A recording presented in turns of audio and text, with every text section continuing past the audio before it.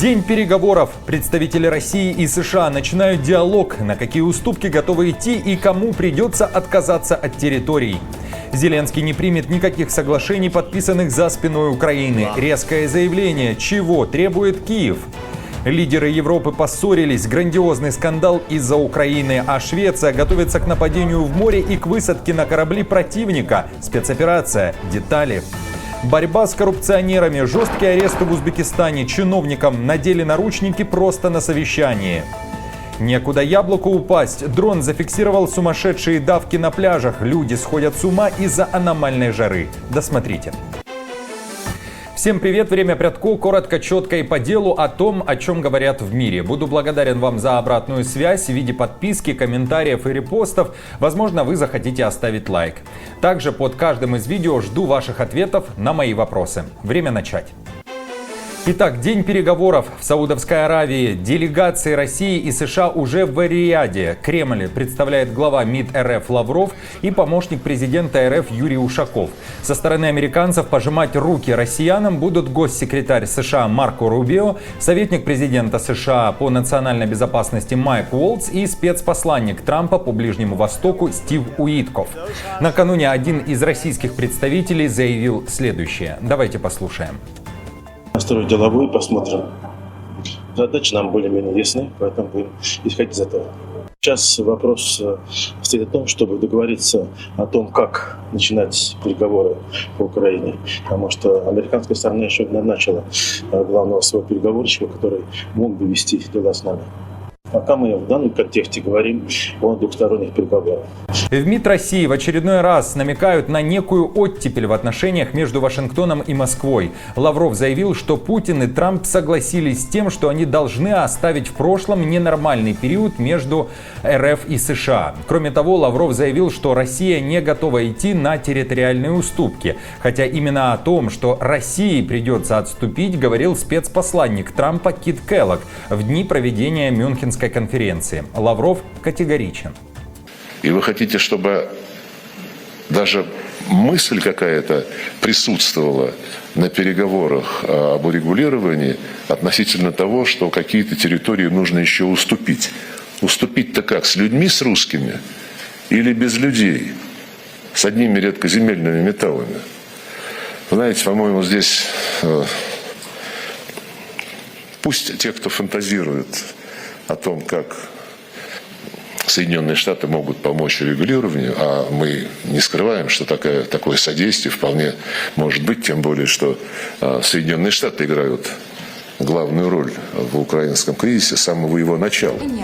Зеленский же говорит, что 20 февраля в Киев приедет генерал Кит Келлог, которого администрация Трампа назначила ответственным за украинское направление. Напомню, за российское направление отвечает Стив Уитков, который прямо сейчас находится в Саудовской Аравии. Так вот, Зеленский говорит, что хотел бы с Келлогом отправиться на фронт. Кроме того, в Киеве дали понять, что не принимают никаких соглашений, которые будут достигнуты за спиной Украины. Украина не будет принимать участие. Украина ничего о них не знала. Украина рассматривает любые переговоры по Украине без Украины как безрезультатные, и мы не можем признавать какие-либо вещи, какие-либо соглашения о нас, заключенные без нас, и не будем признавать такие соглашения.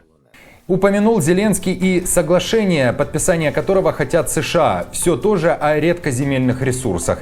Президент Украины вновь повторил, в документе нет ничего о гарантиях безопасности. В то же время западная пресса пишет, что Вашингтон подсунул ужасный документ.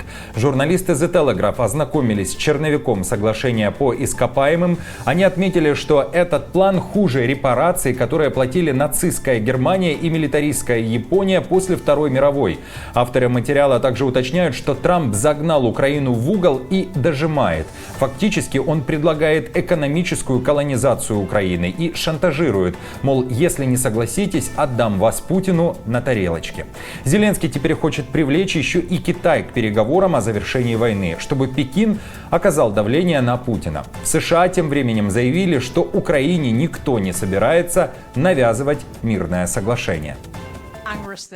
Двухпартийная группа в Конгрессе, которая поддерживает Украину в положительной резолюции, считает, что мы не увидим какого-либо завершения этой войны, если не будет гарантий безопасности, благодаря которым люди будут чувствовать себя комфортно.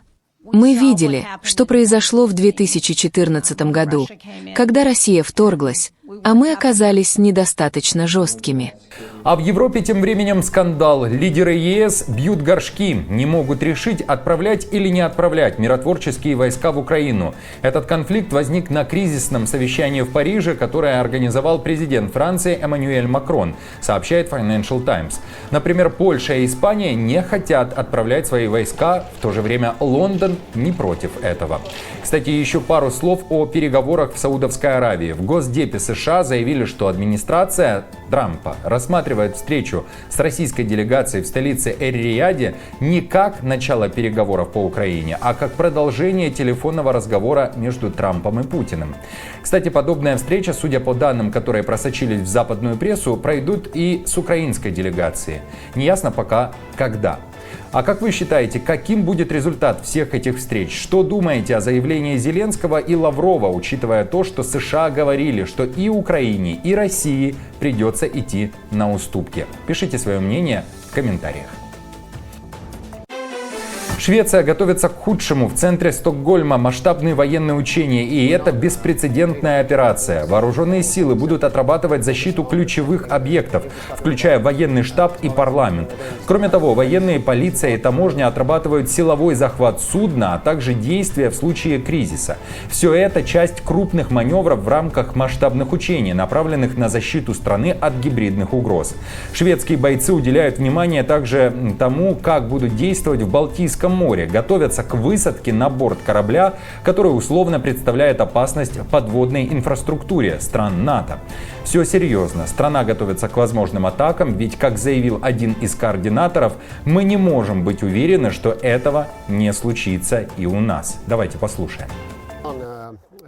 Операция НАТО в Балтийском море под названием Baltic Sentry, направленная на защиту критически важной инфраструктуры на дне моря, а также на борьбу с гибридными угрозами. И это большая группа судов в Балтийском море с некачественным оборудованием, которые представляют угрозу для безопасности в акватории, а также для окружающей среды. И мы должны иметь возможность действовать быстро и решительно, в море или в порту, подобном этому, вместе с другими властями, работая сообща в рамках операции. И это то, чему мы учим прямо здесь. Громкий скандал в Узбекистане. Чиновников арестовали прямо во время совещания. Прямо во время совещания по вопросам энергоснабжения задержаны сразу 7 сотрудников газовых и энергетических компаний. И это не просто дисциплинарное взыскание. Их подозревают в коррупции. Совещание проходило под руководством заместителя генпрокурора Узбекистана. И в какой-то момент стало ясно. Разговоры о борьбе с коррупцией — это не просто слова. Чиновников задержали на месте, и теперь им грозит серьезное разбирательство. Что это было, как считаете, показательная акция или реальное начало масштабной чистки? Пишите свои варианты в комментариях, особенно подписчики из Узбекистана. Жара бьет рекорды, пляжи Бразилии переполнены, люди спасаются от палящего солнца. В Рио-де-Жанейро, городе с населением практически 7 миллионов человек, настоящая печка. Температура взлетела до 33 градусов по Цельсию, но из-за влажности ощущается как 38. Горожане толпами устремились на пляжи, прячась под зонтами и спасаясь в океане. Власти уже бьют тревогу, опасная жара угрожает пожилым, детям и людям с хроническими болезнями. Экстренные службы готовы помогать пострадавшим. Невероятные кадры побережья были сняты с высоты птичьего полета. Обратите внимание на плотность. Тяжело это, конечно, назвать отдыхом. Вспоминаю, что еще лет 17 назад такими были пляжи Ялты, Феодосии, Коктебеля. В целом в Крыму было тяжело найти себе место. А вы бы согласились на такой отдых, как в Рио? Пишите в комментариях, я все прочту. Зеленый скандал в Бухаре. Жители в ярости из-за пересадки деревьев. В Бухаре новая волна недовольства. Власти начали пересадку более 1800 взрослых деревьев ради расширения дороги. Но люди бьют тревогу. В городе и так зелени почти не осталось. В соцсетях массово распространяются видео с поваленными деревьями, а туристы, проходя мимо, в шоке от происходящего. И так жаркий город превращают в бетонную пустыню, возмущаются местные жители. Чиновники уверяют, что пересадка ведется по закону, часть деревьев уже пересадили на территорию историко-этнографических парков, а остальные будут перенесены на свободные территории. Кто и как за ними будет ухаживать, не превратится ли пересадка в массовую вырубку, местные журналисты уверяют, что так и не получили ответа на эти вопросы от Управления экологии. Друзья, спасибо, что досмотрели. Ваша поддержка – это мощный стимул продолжать. Подписывайтесь, ставьте лайк, участвуйте в обсуждениях. А хотите помочь каналу, оформите спонсорство или нажмите кнопку «Спасибо». Любая поддержка важна. До встречи.